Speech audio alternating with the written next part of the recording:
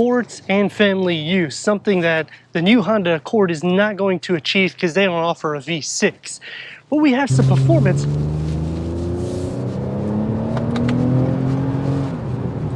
Toyota Tampa Bay gives us the 2023 Toyota Camry TRD in your wind chill pearl. Lowered 0.6 millimeters, a catback exhaust, V6 power, which you're not going to receive in the new Accord. Only a 1.5 turbo or the new hybrid powertrain, in which two of them are going to have less power and performance numbers than this, and you're still getting all the family capabilities. I'm Anthony from Hawkeye Rides. I'm going to go over all the specs and details starting now.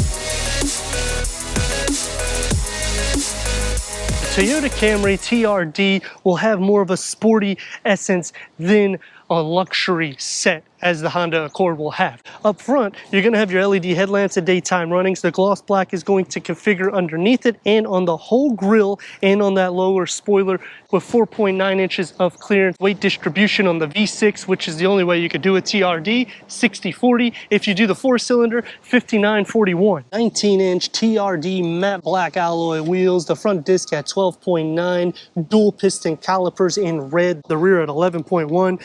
TRD track-tuned front and rear suspension with thicker underbody braces, 0.6 inches lower to the ground. Stiffen in the chassis, a unique TRD shock absorbers, aero kit that wraps around with the red pin stripes. The only thing that I dislike about the TRD setup is the aero kit on the sides. It makes it look super sporty because it kicks out the skirt, but it's double-sided tape. You've lowered the ride, you've tuned the suspension, you've given it the bigger engine. You didn't tune that, but give us something that actually gives purpose instead of an aesthetic look. You get the pinstripe, so it gives that race feel, just double-sided tape. When you're going into the Honda Accord, it's going to be more of a grown-up look. So here, you get the fun to drive and you get the grown-up because you have interior space. TRD spoiler that makes it look even more aggressive for the rear. LED tail lamps. You're gonna have the side vents, they're non-functional, and the lower bumper that just gives all the business. All gloss black, which it should be. Diffuser, polished tips for this dual exhaust setup. Catback exhaust. This is TRD spec in red. So it has a more sporty sedan look than the Honda Accord. Quick release, 15.1 cubic feet, and unlike other sports cars, what the TRD gets is a spare tire tucked underneath. The Honda Accord will have more cargo. Catback exhaust. Let's go inside, start it up so you can hear that exhaust note.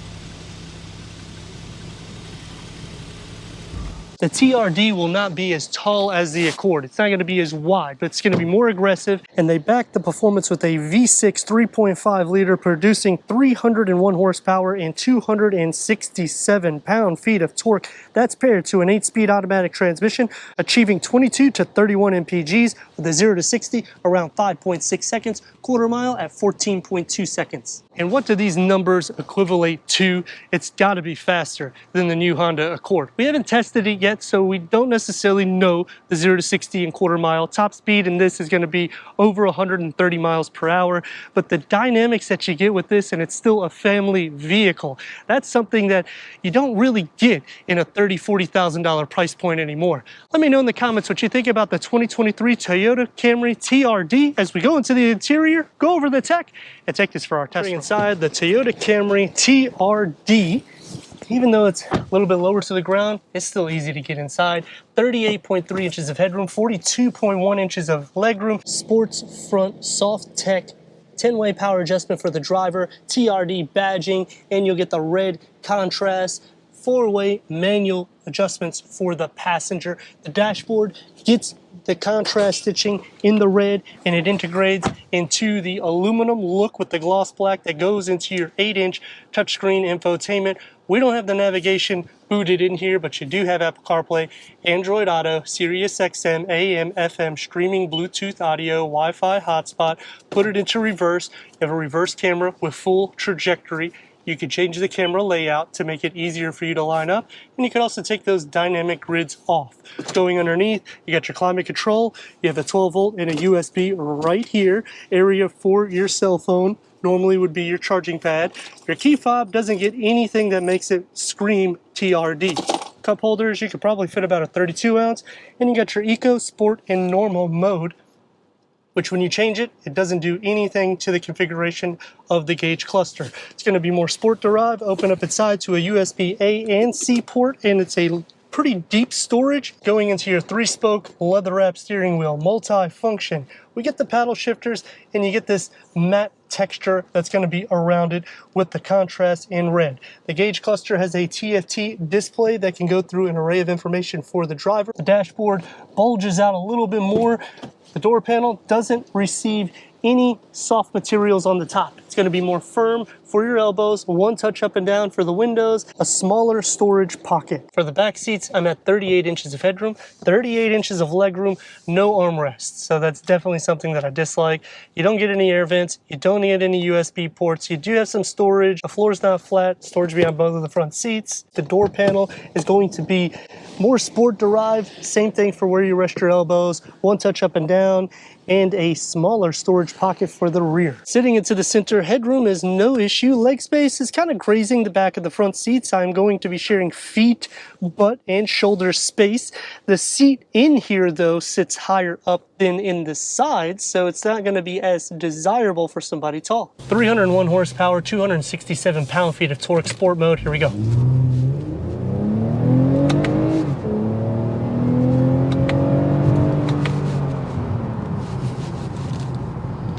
And your brakes. This is your everyday fun sports car because you can get anything you need for a family. If this is your first time buying a vehicle and you want to get a sedan that's a sports car, something reliable, yet again, inexpensive on maintenance. I mean, this ticks the box for me. You have so much more power when you get into the V6, just the TRD doesn't tune anything to it. As for turn radius, about 2 and a part lane, let's rock and roll.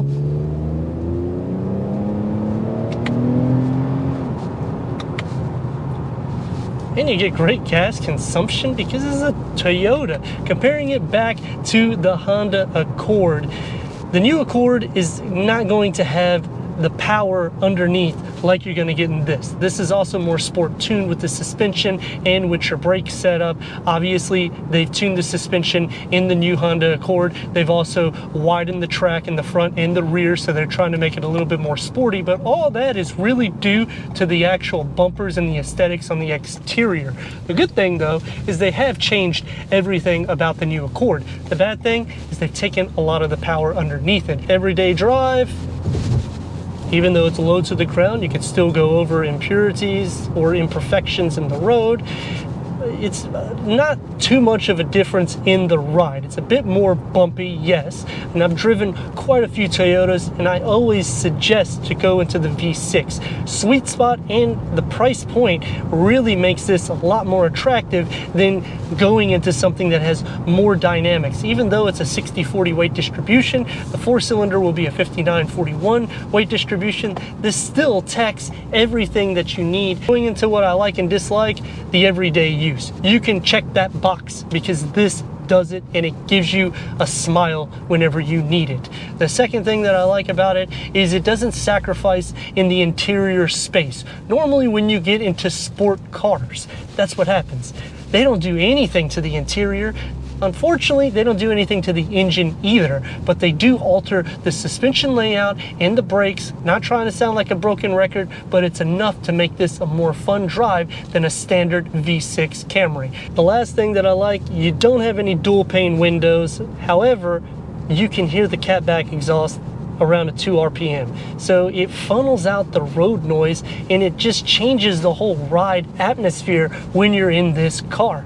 Onto the things that I dislike has to go to the exterior, which I said on the walk around for that aero kit. It's just taped on with double-sided tape on the side skirts. It looks aggressive, but I like things with purpose. And at that point, it doesn't look like it's serving much purpose. The second thing that I dislike goes into the seat design. When you get into the TRD, they do stress the red, so it gives you more of a flair of sportness. However, it still has that older look for the interior part of these soft tech seats. The last thing that I dislike goes into the back seats, because this is a family vehicle. There's no charging ports, no air vents, there's nothing back there, not even armrest. And that is something, when you're taking this type of vehicle, you're not going to be concerned about miles. You're going to be driving it, and you're probably going to have some fun with it like this.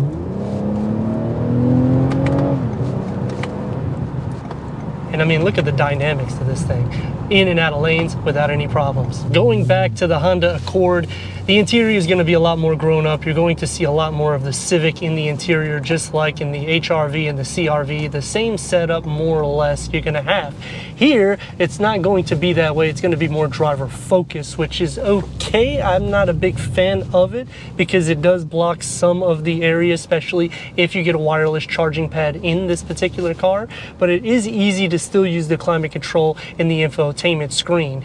As for the way you sit, the interior of the Honda Accord, they have changed or redesigned the seat, so it's supposed to be a little bit more better for your actual positioning, whereas this one's going to be a little bit more sport derived. So you're going to sit a little bit more forward. You don't receive any power seat adjustment on the passenger side in this model, which is something I don't know why they don't do that, because you got 10-way power seat adjustment here, plus we don't have any heated seats as well. When you get into a CRV, you get 10-way power adjustment standard and standard heated seats in the front. Some things that I think that Toyota could do to make it a little bit better. The performance, anything more than this is going to be an overkill. Anything with 300 plus horsepower is going to get you to point A to point B super fast, very wide in the interior, so you have more than enough room to fit a family, and you still have that sports car feel. As lowering the vehicle and changing the suspension changed it a lot. For the fun to drive, yes. For everyday use, no. For the width, it's not going to be as wide as the Honda, so it's going to be easier to wrap in and out of lanes. And you saw with the maneuverability, the A-pillars are going to be really pushed back, so it's going to be a little bit more thin and sleek, so it's going to be a little bit easier to see through the long windshield. As for the windows and around you, you got blind spot monitoring, lane keep assist, and realistically over 300 horsepower. You don't have to really worry too much in the sense of going in and out of lanes. I'd like to thank Toyota Tampa Bay for giving us this 2023 Toyota Camry TRD for our car review. If you're already a subscriber, thank you for being part of the Hawkeye community. If not, I don't know what you're waiting for. Click the next video and the subscribe button. Check out the Instagram merchandise website and everything we do here at Hawkeye Rides.